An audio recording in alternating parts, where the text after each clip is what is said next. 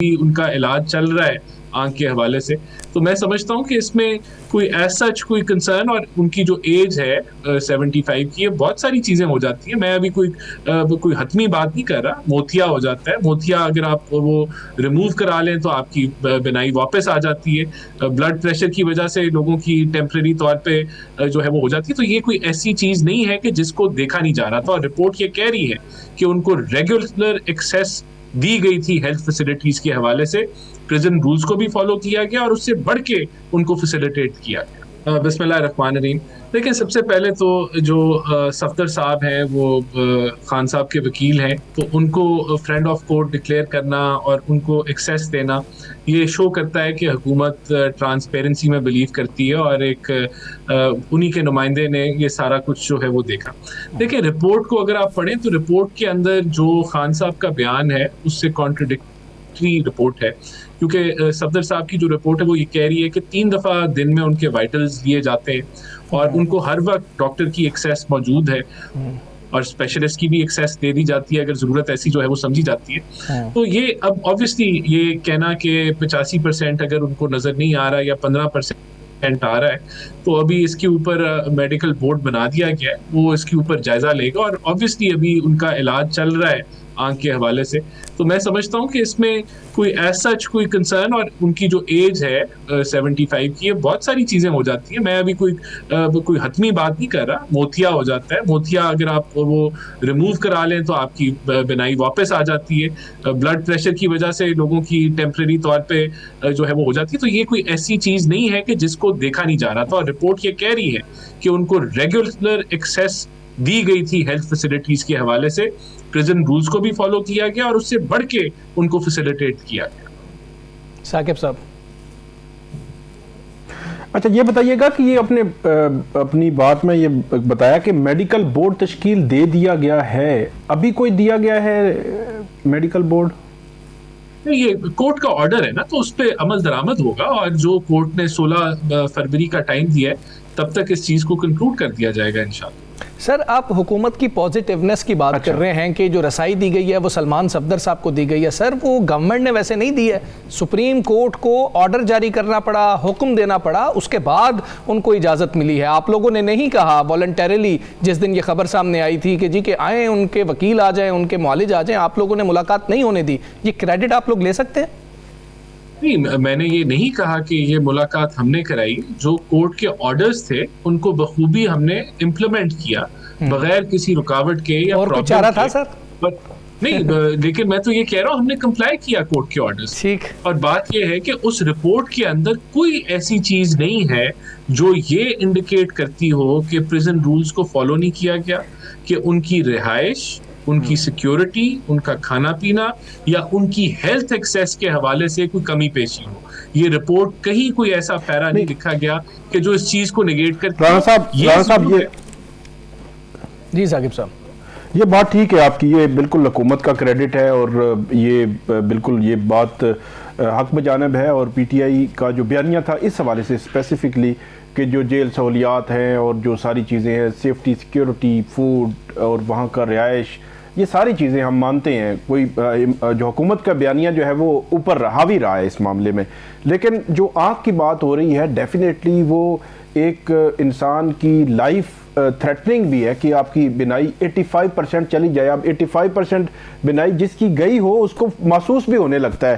24 جنوری کو عمران خان صاحب کو ہفتے والے دن پمز لایا جاتا ہے، اور پمز کے ڈاکٹر کہتے ہیں کہ سینسیٹیوٹی تھی، صرف موتیا کا معاملہ نہیں ہے، یہ ایک الگ سے جو بیماری جو بتائی جا رہی ہے. تو اس میں انجیکشن جو آنکھ میں لگایا جاتا ہے اور بھی انجیکشن لگائے جانے ہیں. 24 سے آپ نے 28 کو اس کو ڈسکلوز کیا، 4 دن آپ نے خفیہ رکھا.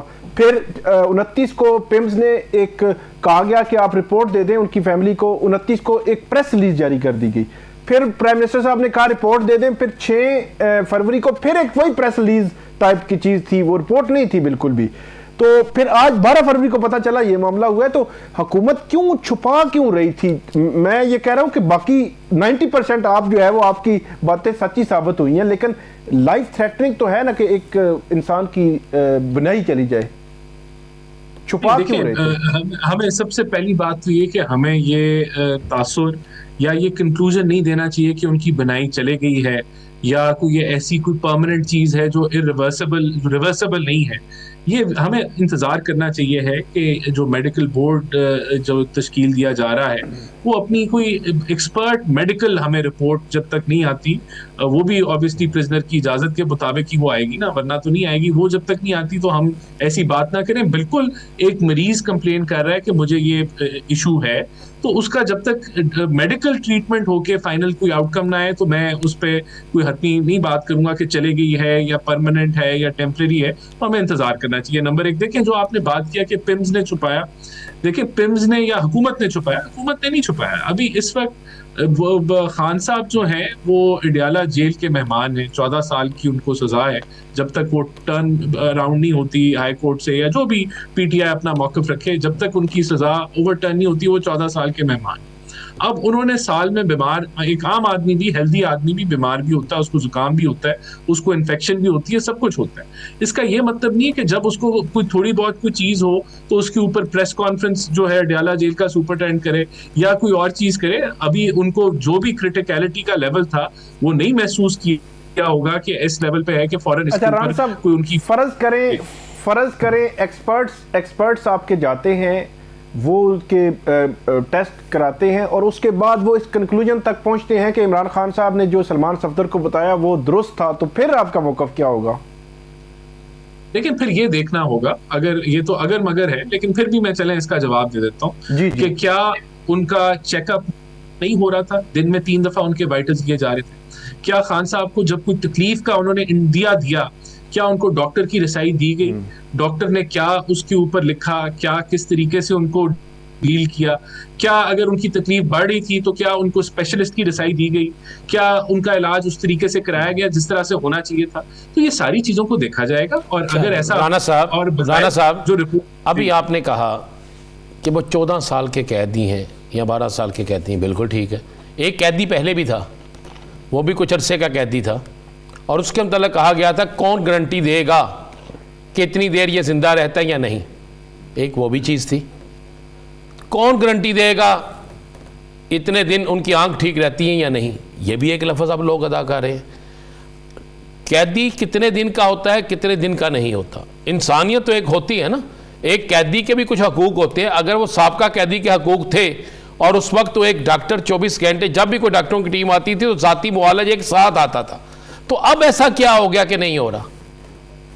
دیکھیں یہ تو کوئی بحث ہی نہیں ہے کہ قیدی کے حقوق ہیں اور وہ حقوق نہیں. یہ کیسے رانا صاحب آپ تو ہمیشہ بڑی ڈٹ کے بات کرتے ہیں. یہ بتا دیں کہ یہ ان کی بات نہیں ہے, یہ رپورٹ میں لکھا ہوا ہے ان کو کہ وہ کتنے دن چیختے رہے. اس کے بعد جب انہیں وہ قطرے دیے گئے, قطرے دینے کے بعد جب آنکھ بنائی مکمل طور پر ان کو زیادہ ڈسٹرب ہوئے تو پھر انہیں ایک لے کے گئے.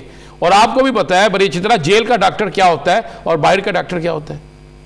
دیکھیں بات یہ انہوں نے یہ کلیم کیا ہے کہ ایسے ہوا ہے. اس چیز کی بات یہ ہے کہ وہاں تو رپورٹ کیا کہہ رہی ہے, رپورٹ یہ کہہ رہی ہے کہ ان کو دن میں 3 دفعہ ان کے وائٹلز لیے جاتے ہیں. رپورٹ یہ کہہ رہی ہے کہ ان کو ڈاکٹر کی ایکسیس ملی ہوئی ہے. رپورٹ یہ کہہ رہی ہے کہ ان کو اسپیشلسٹ کی جب ضرورت ہوتی ہے تو وہ بھی ان کو مل جاتا ہے, ہسپتال کا چکر بھی لگ جاتا ہے. تو رپورٹ تو یہ کہہ رہی ہے. تو رپورٹ یہ بھی کہہ رہی ہے, رپورٹ کا باقی ڈاکٹر صاحب رانا صاحب رپورٹ اور کیا کیا کہہ رہی ہے؟ ہم اپنی مرضی کی نہ کریں, جو باقی رپورٹ میں اپنی مرضی کی نہیں کر رہا. اب ایک مریض جو ہے وہ کلیم کر رہا ہے یا وہ کہہ رہا ہے اپنی تکلیف کا